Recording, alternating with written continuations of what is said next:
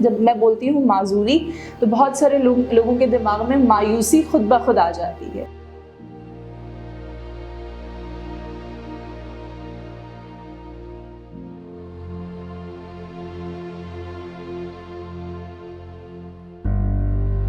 A Dutch lady came into Pakistan in 1965 just to see her brother. जब उन्होंने यहाँ पर देखा कि किस तरह से पर्सन विद डिसेबिलिटीज़ को रास्तों में डंप किया हुआ होता है, घरों में अगर बच्चे हैं तो उनके अपने पेरेंट्स ने उनको चेन्स के साथ बांधा हुआ होता था। वो इंगेज्ड थी, अपने फियांसे को उन्होंने फिर हॉलैंड में कॉल की कि मैं अब कभी वापस हॉलैंड नहीं आऊँगी, और अपनी पूरी लाइफ डेडिकेट की पाकिस्तान के डिसेबल लोगों के लिए। 6 बच्चों से उन्होंने दारुल सुकून का स्टार्ट लिया। आज दारुल सुकून 465 बच्चों को हेड ऑफिस ब्रांच में सर्व कर रहा होता है। This is Anna Daniel, the CEO of Darul Sukoon. Darul सुकून जो वर्किंग कर रहा है 1969 से फिलैंथ्रोपी सर्विसेज दे रहा है सोसाइटी को।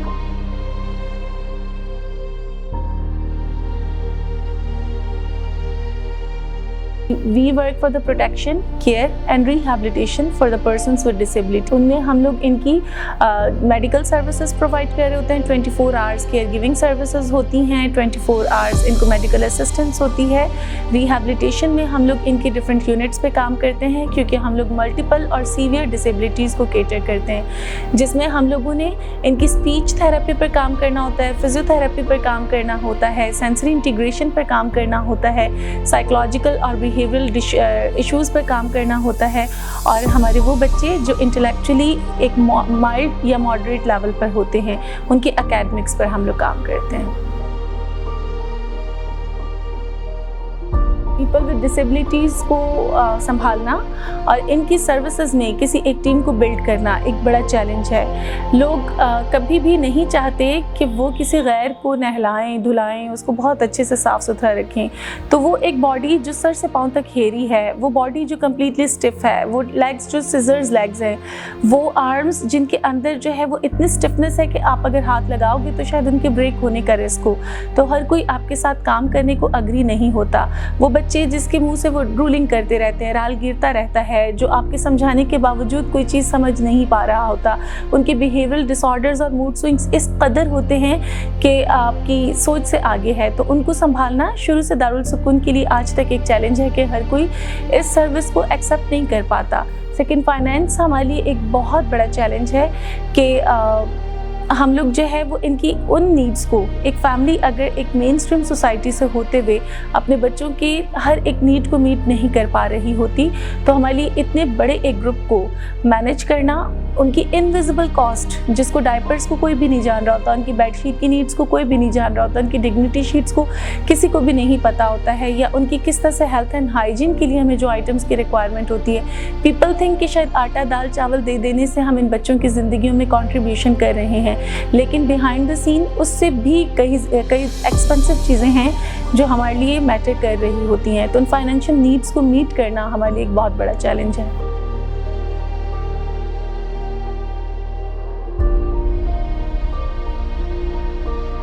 जो सबसे पहले आप लोग हमारी हेल्प कर सकते हो वो ये है to accept them, respect them and include them in your society.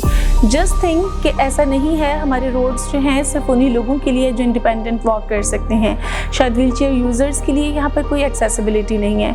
हमारी ट्रांसपोर्ट जो है उसमें क्यों ऐसा कोई सिस्टम नहीं है जिसमें अगर कोई व्हीलचेयर यूज़र है या किसी को रैम्प की ज़रूरत है या कोई क्रचेस और वॉकर्स के साथ है, कोई ब्रेसल्स के साथ है, तो वो क्यों ट्रैवल नहीं कर सकता।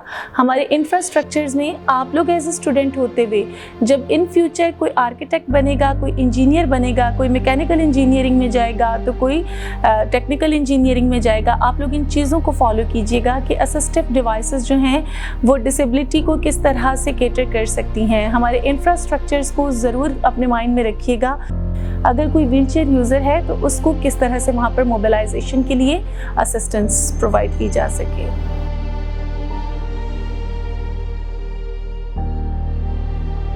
Children with disabilities who reach physiotherapists earlier have better prognosis. My name is Dr. Zahra Abdul and I am working as a physiotherapist in Darus Sukoon, Karachi. Creating awareness among people regarding the people with disabilities is very necessary.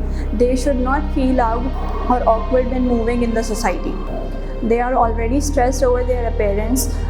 So as a part of the society, we should not stare, bully, or point out at them to make them feel that they are not the part of our society or they are different from us.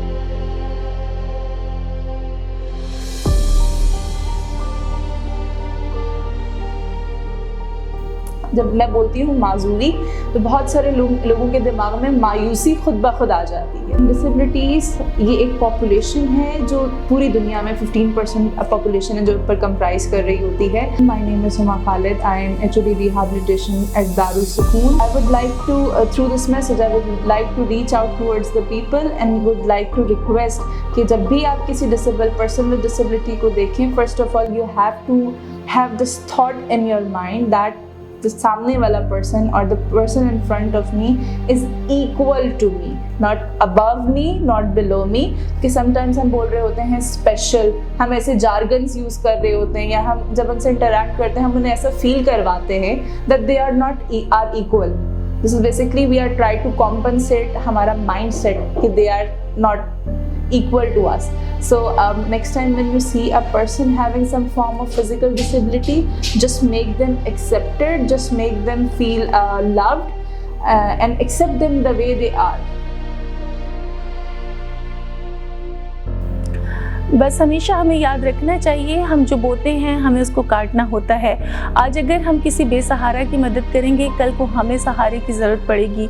इंसान को खुदा ने, जो हमारा मालिक है, हमारा रब है, उसने अगर इंडिपेंडेंट बनाया है तो हमें याद रखने की ज़रूरत है हमें डिपेंडेंट भी बहुत ज़्यादा बनाया। We all are dependent on each other. जितना भी खुद को इंडिपेंडेंट बना लें तो वो लोग जो हम पे डिपेंड करते हैं उनकी डिपेंडेंसी को हम इंडिपेंडेंट होके करें ताकि कल जब हमारी टर्न हो तो हमारे लिए भी कोई अवेलेबल हो।